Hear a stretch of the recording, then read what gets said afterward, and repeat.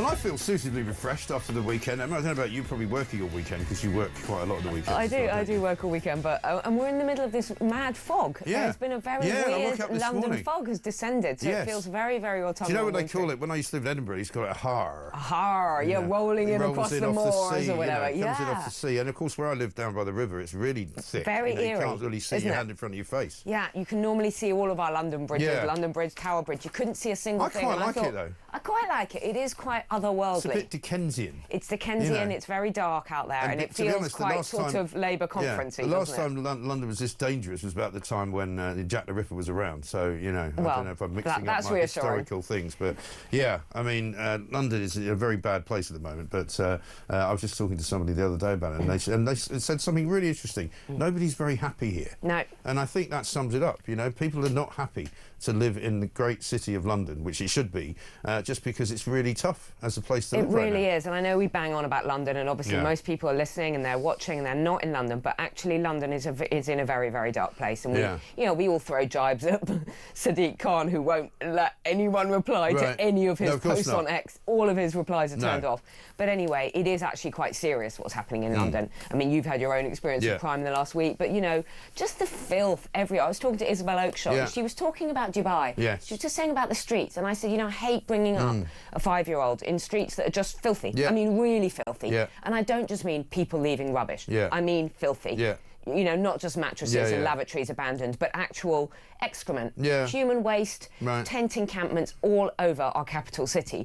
And Isabel was saying, I'm sure she's told you the same, in Dubai, the streets are not just hoovered, they're mopped. They're actually clean streets. You don't see a piece of rubbish. I mean, well, when I used to live in New York, I don't know what it's like now because I know New York has gone a bit like London has as well, but, you know, in every morning one of the things you would always see is the doorman outside all the buildings hosing the street. They would literally be cleaning it with water every single day. And it's like the broken window syndrome. When people stop caring, when you start seeing litter everywhere, I don't know whether it's just that people don't care or whether we have a deeper problem, but there's something that is very broken in the city, but also in many UK towns. I mean, Birmingham and the rats and everything, that's just was not... It's still going on though, isn't it? Yeah, but it's symptomatic of a government that is not able to do the basics. I don't want the rest of it. I want the basics, just do the basics. Streets just being clean. Collect the rubbish, keep the place clean, you know, keep it relatively safe. I mean, I was in Manchester a couple of weekends ago, and there was a bus strike. You know, Andy Burnham, who's hailed as this great new, you know, sort of, you know, left-wing thinker, you know, he can't run Manchester. He can't run Manchester. All that people tell me is he's putting up loads of speed cameras and the traffic's awful. Yeah, exactly. And that's it. You know, well done, Andy. But well he's, done, of course, calling himself King of the North. It's just ludicrous, isn't it? It's self-entitled, I think. But let's talk about what happened at the weekend, because lots of focus, of course, today and for the next couple of days on Keir Starmer and on the Labour Party up in Liverpool at conference. This is what he said to Lauren Kuenssberg yesterday when he was talking about Reform's migrant policy.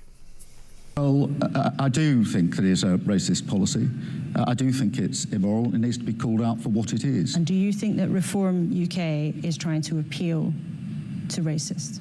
No, I think that there are plenty of people who either vote Reform or are thinking of voting Reform who are frustrated. They had 14 years of failure under the Conservatives. They want us to change things. They may have voted Labour a year ago, and they want the change to come more quickly.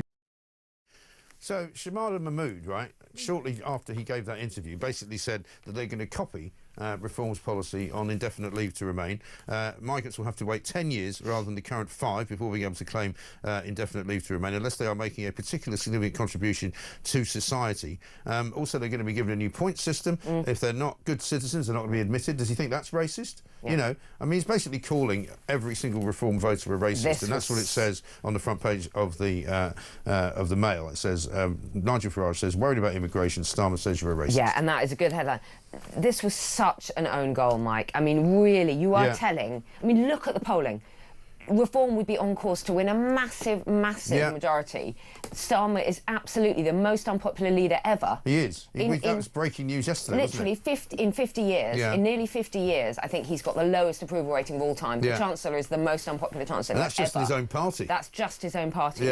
And he's called the British population racist. If you are worried about immigration, that's effectively what he's saying. This is going to anger... It will. I mean, he couldn't have done worse. And then, as you say, the weird contradiction elections and the lack of clarity, it shows they don't actually have a policy. No. From his own Home Secretary, who is saying, the thing that worries me about what Shabana Mahmood is saying is she's saying, unless you're making a significant contribution to your community. Right. So she's sort of skating around this idea of, you know, giving back to your community. No, that's not what people want. It's not that you go out and you do a local bit of gardening, you know, in your local or whatever. work for a local charity. Well, that's what they'll because that's what they think work is. Yeah. People who run the Labour government think that work has something to do with public sector and service. They don't think it's got anything to do with generating money or actually making a living. They think it's doing something nice, you know. But that'll be their get-out clause. That will be their get-out clause. They won't get rid of people. They will just say, oh, you can go and do a bit of community service. One Labour source says this to the Mail, I know he's talking about Farage and this horrible divisive policy, but there is a danger that people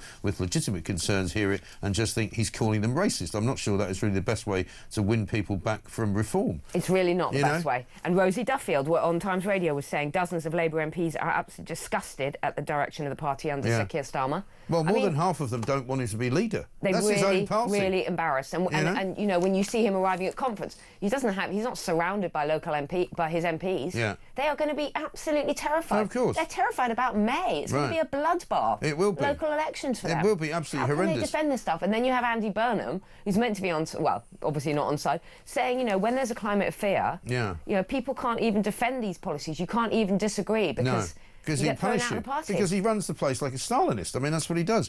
Now, here's what Shabana Mahmood said. Foreign nationals who want to settle in Britain permanently will need a clean criminal record. Well, that's good. Well done. So what about the 125 that came on the small boat, or rather a large boat, on the weekend, on Saturday? How do you know if they have a criminal record or not? What about the children and the teenager who died in the Channel? That's blood on their hands. More or less trampled to death. Well, yeah, right, they didn't stop it. And here's what she says. Those who give back to the local communities, you were saying, will be able to win preferential treatment. But what they don't say is what happens if you commit a crime. Do you get kicked out? What happens if it turns out you've committed a crime somewhere else before you come in? Do you get kicked out? Do you get refused entry? There's no coherence to any of their policies, right? Anyone seeking indefinite leave to remain in Britain should have a spotless criminal record, she says. Well, how do you know, looking at the people coming, who they are, what sort of criminal record they've got, what they've been doing, who they've been raping or murdering or stabbing? You don't know anything. And what about, are we still going to pay them their £2,000 to leave if they don't have a spotless criminal record? Well, your guess is as good as mine. At the moment, we don't have any more space. We don't have any more slack at all in our public services. It's hard enough to get an appointment without the BMA saying, I mean, the doctors are brilliant. This is fantastic. This is typical. This shows you exactly what the problem is with the NHS in this country, right? The British Medical Association says it will take industrial action if the government goes ahead with plans to improve access to online booking. Yeah. So if you start helping the people of this country to actually get a doctor's appointment, they're going to go on strike. How outrageous to get a doctor's appointment. I mean, have they never heard of the Hippocratic Oath, which says first do no harm? And Wes Streeting said it's ridiculous that you can get a hairdresser's appointment online, but you can't get a doctor's appointment. And this is what the NHS is up against. They're going to kind of go slow. You know what? People want appointments. Right. As if it's not hard enough. Right. It's like a joke, this. The BMA says the moves are being introduced without sufficient safeguards to stop practices being overwhelmed by patients. I talk to people every day, right, who tell me stories about their experience with the NHS. Yeah. Not one person that's ever told me, I walked into the NHS waiting room and it was really busy. What they do tell me is I walked into the NHS waiting room and there was nobody in there. Exactly. Because there's never anybody in there. There's never anybody in there, and they are making it harder and harder to get appointments. Yeah. You know, you have to battle your way through the receptionist if they even answer the phone, who will then send you a link where you have to then upload photographs, and then 3 days later you get a phone call from someone asking you to verify your identity. I mean, the whole thing has become a dystopian. You know, the NHS has become about the staff. I was in a big London hospital the other day. I was surrounded by posters telling me to treat their staff with respect, and I just thought, it's since COVID. I thought, when did the NHS stop being about the patients? It was during COVID, and that's when I started saying, actually, they'd rather they didn't have any patients. They'd rather you just didn't bother them. You know, it's much better if you just don't go to hospital. Just don't go in. And I always quote my favourite sign that was outside, and I think it was somewhere like Rugby, outside. Somebody sent it in. It was a GP surgery in Rugby, and the sign outside says, "Please do not enter if you are ill." That's what it actually said. And I'm going, but it's the NHS. You're only going there if you're bleeding ill. Anyway, let's go back to Andy Burnham. Here he is talking about a climate of fear at a fringe meeting at the conference yesterday. One thing I am worried about, and I think we do need to debate at this conference, in my view, is how can you have an open debate about all of those things if there's too much of a climate of fear within our party and the way the party is being run? How do you get an open debate about the direction that we need to take to reconnect with the public if a party member is suspended for liking a tweet by another political party, or a member of parliament loses the whip for trying to protect disability benefits or the two-child cap? You know, how do you get to that point if that is the way we're doing things, where debate is being closed down? So that's an interesting insight, because you know, when you talk to people in the cabinet, whenever you see them on TV, there's no indication that they're ruling the place like some kind of Stalinist organisation. But clearly, that's what they're doing. Yeah. They're telling people that they can't speak to the press. They're telling people they can't have different views than the government, or else they get kicked out of the party. I mean, that's the way the fascists operate, isn't it? I don't want to call them fascists, but that's what they call everybody else. Exactly. You know. And when Andy Burnham was pressed on, you know, the loyalty issue, is he loyal to the leader? He refused to use, you know, he refused to say, I support Keir Starmer. Right. So all of that is bubbling under. But I think really Keir Starmer is in such a squeaky bum position right now. I mean, there are questions all over. You went through them. Yeah. Questions which just have not been answered. The field and the donkeys, right? Trust, not in a trust. Right. In a trust, not in a trust. What a lot of people are saying to me is, hang on a minute, he bought it for 20 grand. He sold it for 320. 320. You know, the details, the finer details. And the finer, did you see his face yesterday? We'll play that actually, because this is a great clip, because the look of terror on his face, because he realises what he said. I think this is going to come back to haunt him, because all the tax experts have said what he basically did was he put it into a trust, because he bought it for his parents, he gave it to them, he didn't gift it to them, he kept it in his own name, right? But it was apparently theirs. So rather than it becoming part of his father's estate, which would have put him over the threshold by which he had to pay inheritance tax, he didn't do that, and he just kept the profits and paid no tax on it at all. And the only way to do that is, guess what? To put it in a trust. Have a look at his answer. I was a lawyer, I had quite a lot of money. I bought a field for £20,000 at the back of their house, and I said, here's your field, it's yours for as long as you may live. You could put your donkeys in it. That's because I didn't create the trust. I simply bought a field, and I said to Mum and Dad, this is for you. Okay. It was, and also, by the way, Laura, it was £20,000. We're not looking at a vast estate with great tax. It's a lot of money to many people, and it sold it many years later. It is a lot of money, but the idea of setting up some complicated trust for a £20,000 agricultural field, which then housed 4 donkeys for all the time my mum and dad. It was my mum. She was able. They had a little outhouse at the edge of the field, and she was able, in the end, to see the donkeys. And my dad built a little sort of porchway so he could wheel the wheelchair out so she could touch the donkeys. That's what it was for, and I gave it to them. I had enough money at the time because I was a lawyer. It was a gift to my mum and dad. And that's now on the record. You did not put it in trust, and that's not been on the record before, and that is now on the record. You see his face when she says that. So it's now on the record, you didn't put it in a trust. And I bet you what he's going to say is that I didn't put it in a trust. Somebody else put it in a trust. And he'll make out that that means he actually hasn't told a lie on national television. But he's, I'm afraid, wrong. Wouldn't it be funny, I said this on Twitter yesterday, that Keir Starmer, the Prime Minister of Great Britain and Northern Ireland, gets taken down by a field full of donkeys. Right?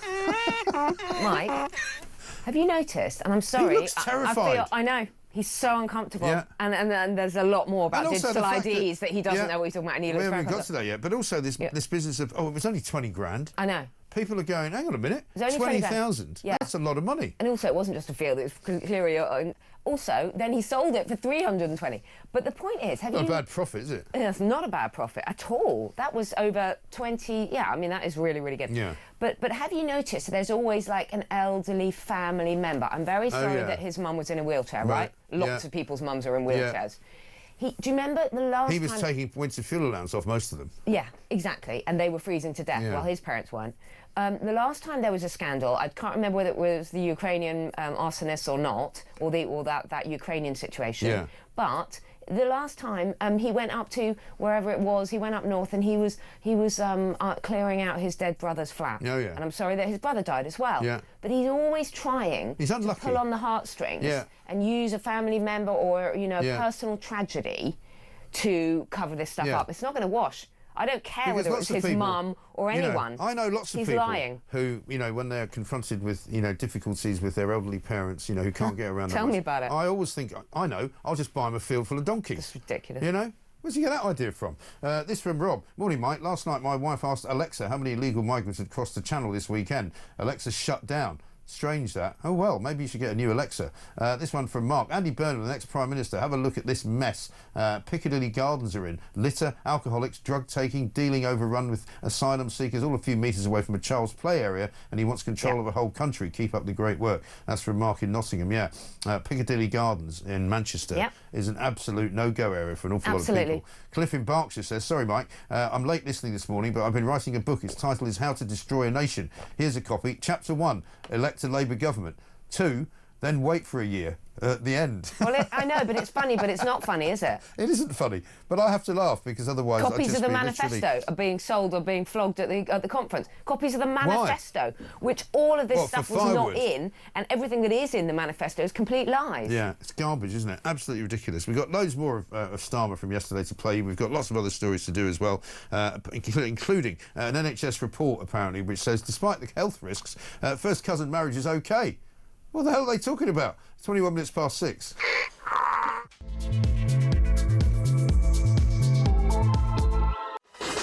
Welcome back to Morning Glory, 25 minutes past 6. This is, of course, the home of common sense. It's the only place to be right now and for the rest of time, particularly this week, while Liverpool is the host for the Labour Party conference. Nobody in Liverpool is really very happy about that, by the way, because they're not very keen on Keir Starmer either.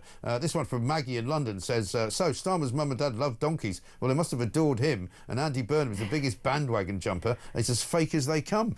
This is it. Nobody likes Andy Burnham either. Dean in Pompey says, morning, Mike and Emma. So Starmer the Harmer thinks reforms policies will tear the country apart because Starmer's government isn't tearing the country apart then. Well, I think Dean, he sees it as his job to tear the country apart. So he doesn't want anybody else muscling in on it, right? Absolutely ridiculous. And illegal migration is also really tearing the country apart. That's what people are concerned about. And Starmer is obsessed with attacking reform and Farage. He is. You know what? I think Nigel Farage could stroll towards the next 3.5 years. He could stroll towards the next general election, doing what he's doing, which is talking about the issues that people care about, without mentioning Starmer or Labour once. He doesn't need to. And yet, he doesn't need to. He literally doesn't even. And if you notice, he doesn't need to attack them very much. And he's quite rightly called this an absolute insult to all the people who have voted, millions who want the government to finally get a grip on immigration. It is an insult. It is an insult to the British people. It really is. Also, who gave... This is the trouble with these left-wingers, right? Well, have a look at this, right? Starmer talking about reforms policies on migration not only being, racist, but also immoral. Who made him the moral champion? This is a guy who's got the morals of an alley cat, as far as I can see. And since when were we morally obliged to welcome people into the country? Yeah, who are criminals. Who are criminals. Right, let's have a look. This is him on legal migration policy. Yes, I do.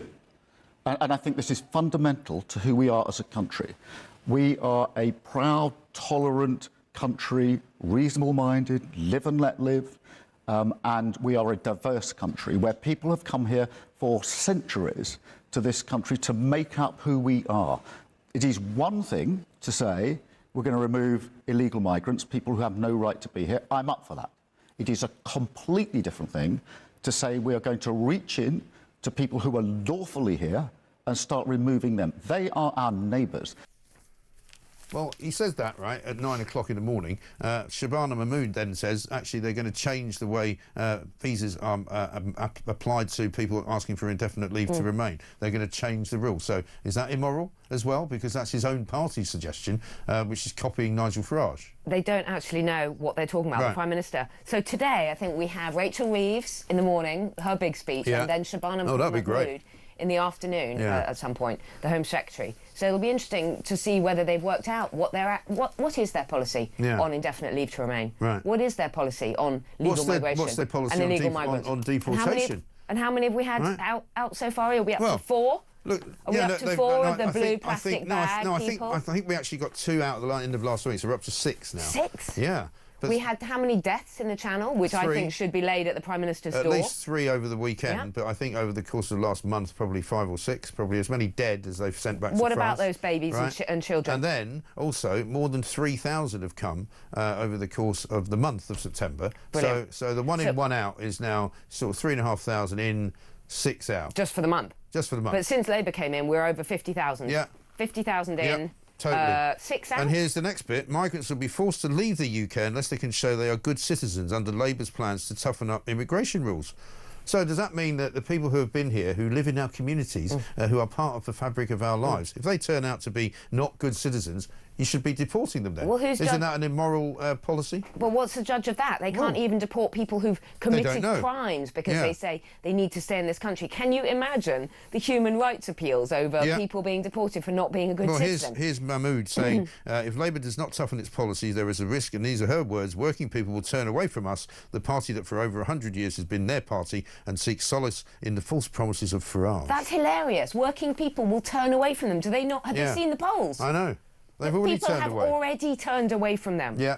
Here's one from Kevin. He says, Mike, I love the donkey noises for Labour, but the problem is I live in a farm with 5 donkeys in the field next to me. Every time the donkey noises come on the radio, our donkeys are going mad and replying. You sure Keir Starmer doesn't own the field, you know, because he's obviously... Check your trust. You know, he's obviously didn't put it in a trust, though. Whatever you do, don't say he put it in a trust. He was a lawyer, and he got specialist tax and he had, tax and it was avoidance advice. He got lots of advice, and he was a lawyer. Do you remember he kept telling Laura Kuenssberg? Yeah. I was a lawyer at the time. I had money. Had some money. I paid 20,000. Oh, and then I made another 300 grand. Well, this is good from Justin, who says, if Starmer didn't pay any inheritance tax on the donkey field, what about capital gains tax? Exactly. I mean, I don't know. I haven't been going around buying fields and making £300,000 profit, so I can't help you with that. I think he should give that 300,000 to a donkey sanctuary. I think he should.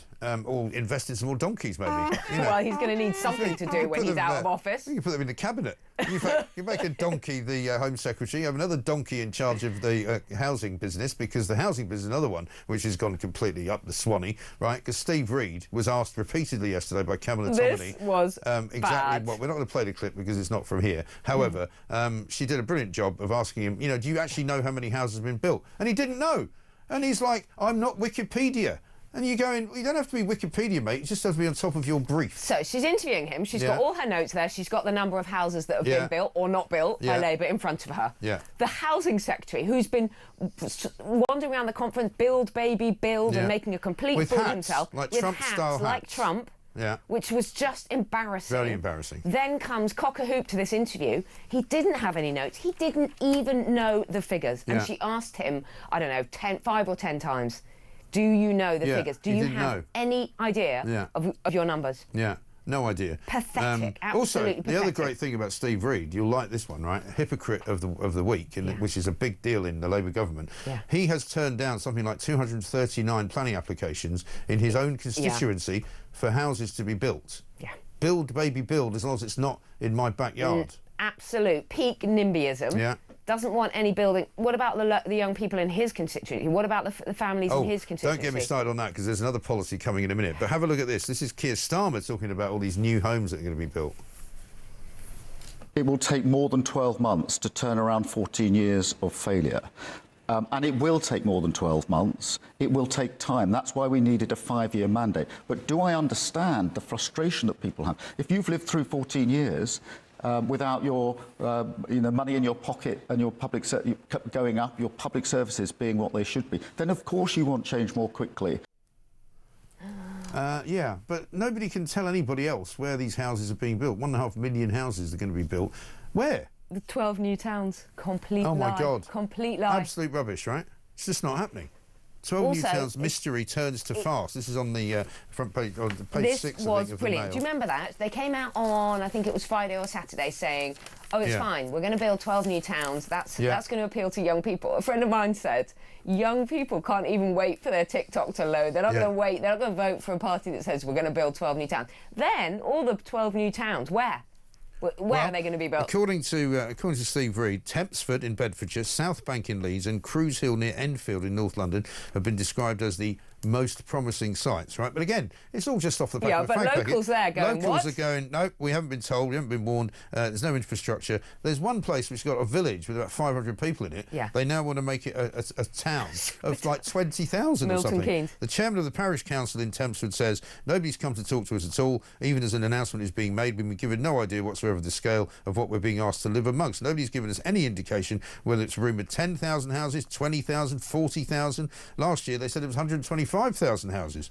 But what's going on with these people? Mike, that's actually quite serious. That they literally are inventing these policies, back of a fag packet stuff, and they're rolling them out. And then just saying it off the cuff. Serious policy proposals at conference. They are promising people that they are going to really do something about the housing crisis, really do something about building 12 new towns. And I've seen two pieces of information. One, where something like 40% of the houses will be given over to social housing, right? Of which another 40% will be given over to migrants. So an awful lot of this housing, which is being built specifically for migrants, as long as they're good citizens, of course.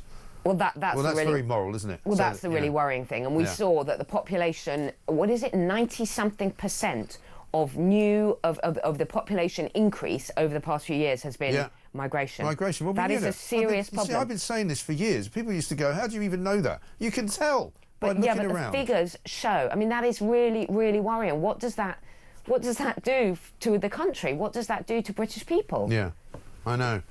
Here's a nice little clip. We haven't actually got it to play because it's not suitable for morning and breakfast viewing. The Tories literally cover this country in SH1T. This is Steve Reid at a meeting up in the north. We are the disinfectant. That is an appalling thing to say. That's on a par with Angela Rayner calling Tories scum, isn't it, really? Exactly right. And frankly, this stuff about, it's complete lies, the 12 new towns, and they don't actually know how they're going to deal with it, but they haven't... And they haven't got the wherewithal, they haven't got the people, and they haven't got the materials to build anything. That's the problem. How about this from Matthew? He says, my dog and cat can get medical treatment quicker than me. Maybe paying for an appointment is the way forward. Not that I want to, as my wife and I pay every month when we see our payslips. Well, that's it. 25% of your income tax goes to the NHS. What are they doing with it? Exactly. You might as well give it to a load of donkeys in a field, mightn't you? I mean, I don't know. 6:35.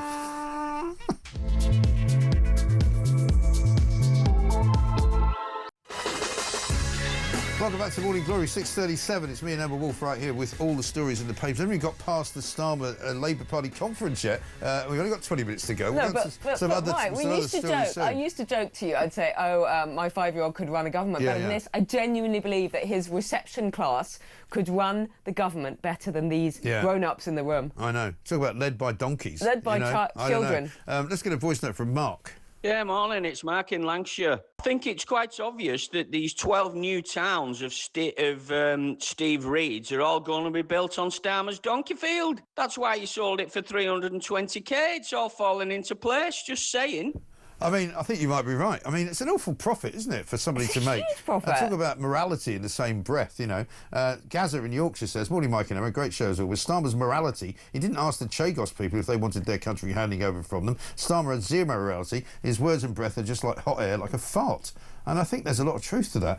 Lots of really good messages coming through, by the way. And what about the morality of making a 100% profit in the 20 years? Exactly right. We're being led by donkey, says Lady Maddie. Starmer says, according to him, for centuries people have been coming here and making us who we are. Yeah, that's fine, but centuries ago people forced their way into the country when they invaded us. Talking of Starmer being a lawyer, when he had a questionnaire to fill in about Currygate in Durham, says Steve, he had Labour lawyers to help him, and it took 18 days. There's stuff about that needs researching as well. I think that's right. Well, absolutely. Have a look at what he said about VAT, right? Because again, we've got Rachel Reeves' budget coming up November the 26th, as close to Christmas as it can get, and it will be as Scrooge-like as you can believe as well. Terrible. They won't tell us whether or not they're going to raise taxes. They keep hiding behind this, we don't want to preempt what the Chancellor's going to say. But have a look at this mealy-mouthed explanation of what he says they're not going to do with VAT. The manifesto stands, Laura. It can't be clearer than that. Well, you can. It's a different thing saying the manifesto stands right now, or are you saying actually it will stand in perpetuity? You're not going to unpick those promises. Well, we put that manifesto before the electorate. We got elected, and that manifesto stands. I'm not going to go through the details of what maybe in the budget. Obviously, it's 2 months away, and no Prime Minister and no Chancellor would ever sit here and indicate 2 months out what may or may not be in the budget. But the manifesto stands. Well, hang on. Can you be crystal clear there? Because you're saying the manifesto stands right now, but I'm not going to talk about the budget. This is something you've ruled out dozens and dozens and dozens of times. You're ruling it out clearly right now. The manifesto stands. We made those commitments. We stand by those commitments. What does that even mean? That's like you saying to, your partner, will you be home by 10 o'clock? I said I would be. Will you be? My manifesto stands. That's ridiculous. and then he doesn't come home at 10 o'clock, and you go, well, something else happened. You know, he's laying the groundwork to make a change. Why doesn't he just say, we can't guarantee anything at the moment because the country is in such a bad way economically, thanks to us, that we might have to put VAT up. That will really, really hurt working, poorer people. That is really... And why can't they tell us? Because actually people need to plan. You know, they're always telling us about planning. Nobody knows how to plan anything right now. But how are regular people meant to plan anything when they don't know what's coming down the line? Yeah, I know. You know, we're already at the highest level, 20% on, I think it's half of... How can you even put that up? How can you put VAT up? It's already 20%. What are you going to do? Put like 30% VAT on goods? What are you joking? Well, because you've gone mad. Because they've basically driven, you know, investment and businesses out of this country. They've made working people's lives impossible. Yeah, but they've made employing anyone almost completely impossible in this country. Yeah. And confidence, economic confidence, at an all-time low. Yeah, exactly right. So no wonder the country doesn't need to be bankrupt. No, they're making it bankrupt. Of course. They've actually now they've sunk another £1.5 billion worth of taxpayers' money that they don't have into Jaguar Land Rover. Oh, of course they have. Rachel Reeves puts out a tweet going, "This great British mark." It's owned by an Indian company. Exactly. Right? Tata, what? Do you think Tata don't have the money to sort themselves out? And you know that was an absolute scandal. I don't know how they got away with that over the weekend. Who in their right mind is going to give money to a company that seems intent on kiboshing itself by completely going woke and going broke and then getting hacked in a way that they couldn't get out of? And they haven't actually made a car now for about 2 months. Oh, but it's just a loan, they say. It's just a loan. Oh, yeah, really, sure. I wonder how quickly that will be paid back. Absolutely. Let's just take a little detour away from that for a minute. Campaigners have slammed an NHS report advocating the benefits of marriages between cousins, calling for it to be withdrawn immediately because the NHS apparently seems a bit confused about whether first cousin marriage is a good thing, despite the fact that they reckon it causes harmful health defects to unborn babies, right? First cousin marriage. They're now saying the NHS are saying that it does have some advantages. This is really shocking, actually. Yeah. There are known genetic defects that can occur when very close family members marry. Yeah. And not only are they saying it's all okay, nothing to see here, they're also, as you say, talking about the benefits. There are some benefits, close family cohesion. That's and all like of this saying kind of it's stuff. great. Incest is great because it keeps the family close. It's really, really shocking.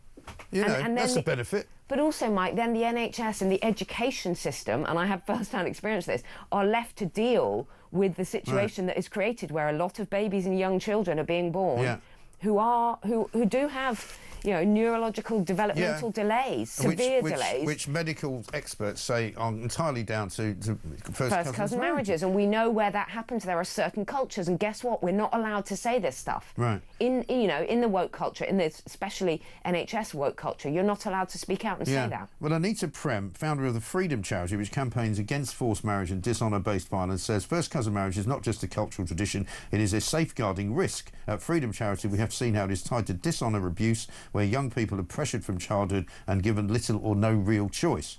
The health evidence is clear. These are preventable harms that place families in the NHS under immense pressure.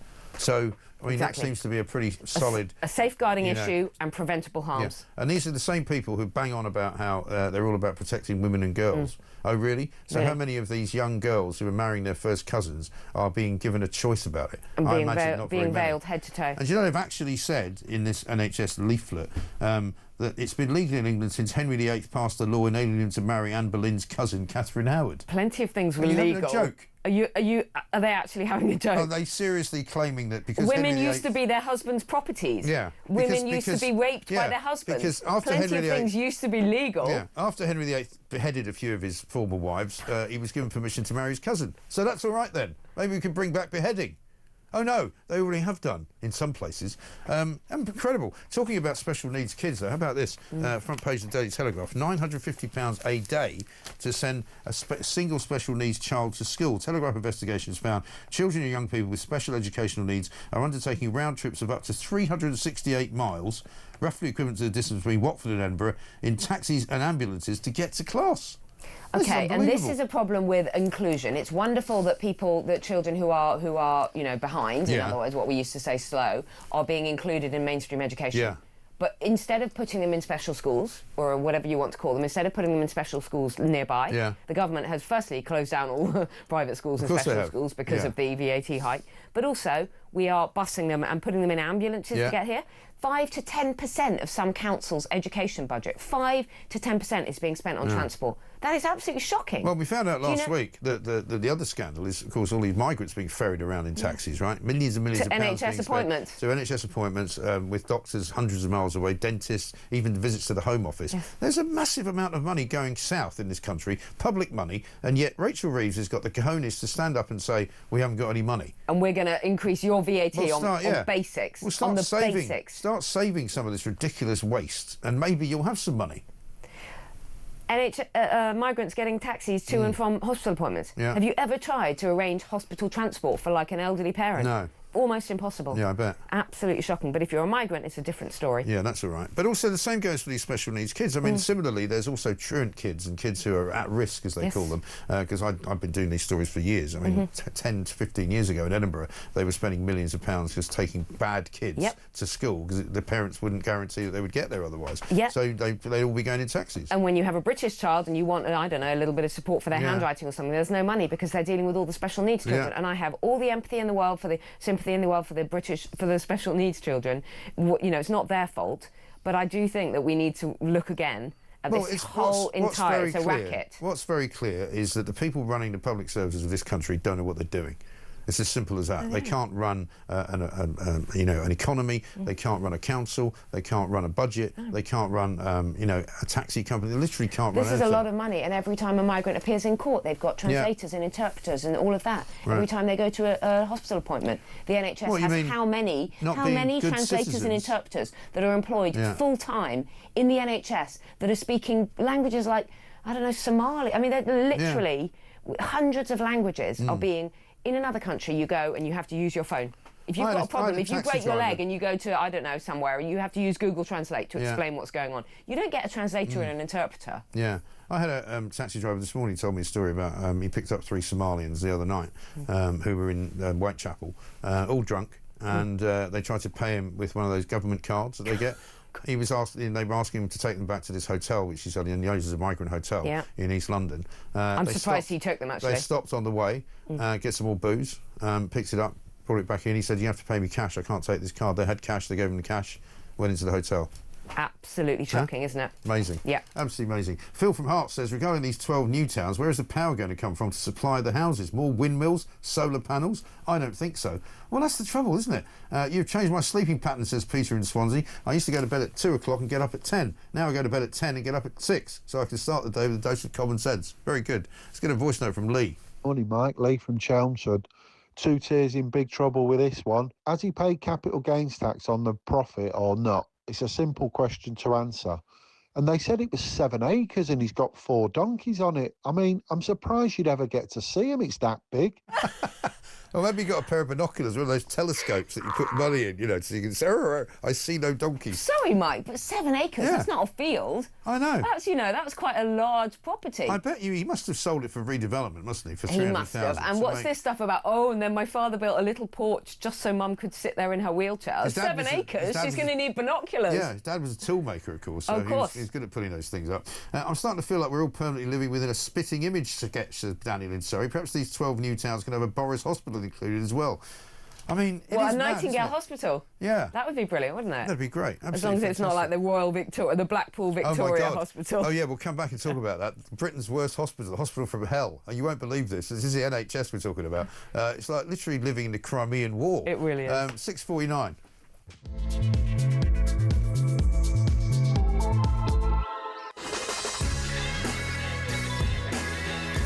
Welcome back to Morning Glory. It's 6:53, very nearly 7 o'clock. Emma Woolf is here with us. This from Margaret in Birmingham. Morning, Mike and Emma. 1,300 crossed the channel this weekend. Shabana Mahmood, it's not working, is it? How many more since September the 5th? And now, today, more gimmicks. We don't want them in the community. Margaret, that is the problem, isn't it? Let's get a voice note from Fran on digital ID. Hi, Mike. It's Fran here from Belfast in Northern Ireland. Mike, just reference this digital ID thing. I'm actually a compliance manager for a recruitment company. And it's one of my jobs to ensure that all our temporary workers have the right to work in the UK. And we already have a digital system because it came in a couple of years ago after COVID finished. It's called a share code.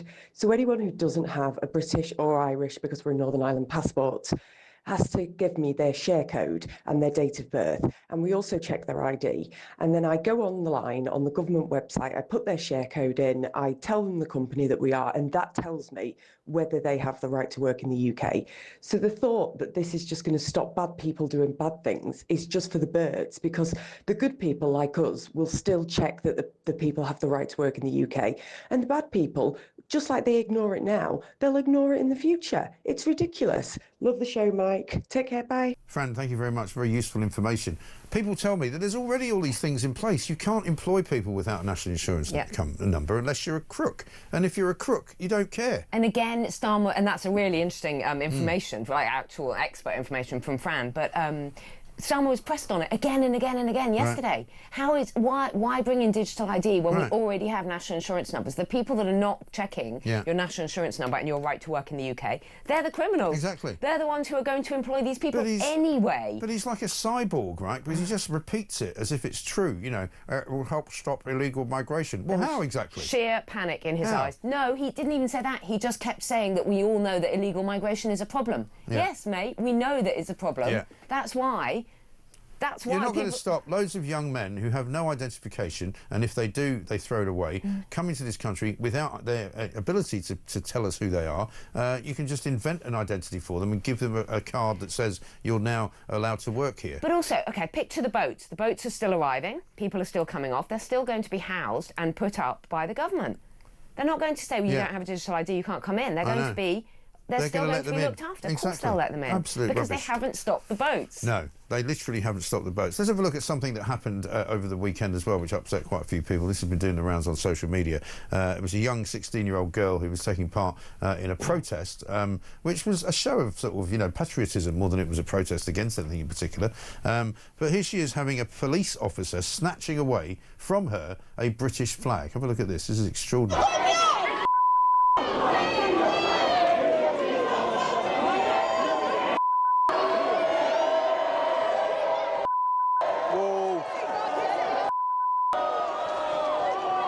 Why would you do that? Because you're being a kid. Not getting it. Should I get a flag back? Stealing a flag. That's absolutely sounds shocking. like a Liverpool voice, that, so maybe in Liverpool. And actually, with force. But what about this light blue outfit he's wearing? I mean, I've never seen that before. Is he patriotic enforcement what officer? I'm interested in is I don't know whether he's a member of the full-time police or whether he's got something on the back of his or whether jacket, he is which I can't in read. fact some kind of different. I mean, it looks like he's tooled up like a police officer. So, but what's with the light pink hat? I don't know, and I don't know why. In what world does anyone who is a police officer guarding the law of this land think that waving a Union Jack is somehow wrong? What is that? What the hell is he doing? And forcibly pulling it off a 16-year-old girl. Yeah. Well, off anyone. Yeah. What is he doing? Stephen Barrett, the lawyer, who we both know, said that he would understand that under law to be theft. Exactly. Because it's like taking somebody's personal property. Taking their personal property. It's a Union Jack flag. All the Prime Minister ever talks about now is patriotic values and national renewal. Yeah. So someone standing... He doesn't say, you can't stand on that table, it's not safe. No. He says... He grabs her flag off. I think he's going to be in big trouble. I hope he's in big trouble. Because we're going to find out who he is and we're going to find out why he did it, and he's going to be having a bit of a problem. But he's clearly a member of the police because he's got an earpiece, he's got the walkie-talkie, he's got all the, you know... But I just can't see what it says on the back. I just don't know what... And if anybody knows what this light blue insignia We need to freeze frame it and then zoom in. Someone can do this. Yeah. And then zoom in on what it says on the back of his jacket, of his little gilet thing. Who knows? Tooled up. This from Alex. Labour will meet their housing targets. They're going to use Lego. That's quite a lot of Lego bricks, actually, to be honest. Well, we've got Lego Head. We've got the Chancellor talking in a couple of hours at the conference, and that's going to be painful. Oh, that will be really painful. Yeah, we'll have some fun with that tomorrow, I'm sure. Final story for you, the front page of The Sun this morning. Ban on dog walkers by the royal family. Get off one's land is a great headline. William and Kate will be protected from a huge no-go area, banning locals from land near their new home. CCTV cameras, massive fencing and landscaping will keep trespassers away from the 8-bed Forest Lodge in Windsor Great Park, Berkshire. Yeah, well, he is the future king. I don't know. Yeah, they're moving into Forest Lodge. And they've actually closed down one of the car parks in order to sort of extend the security area for this new royal arrival. Yeah.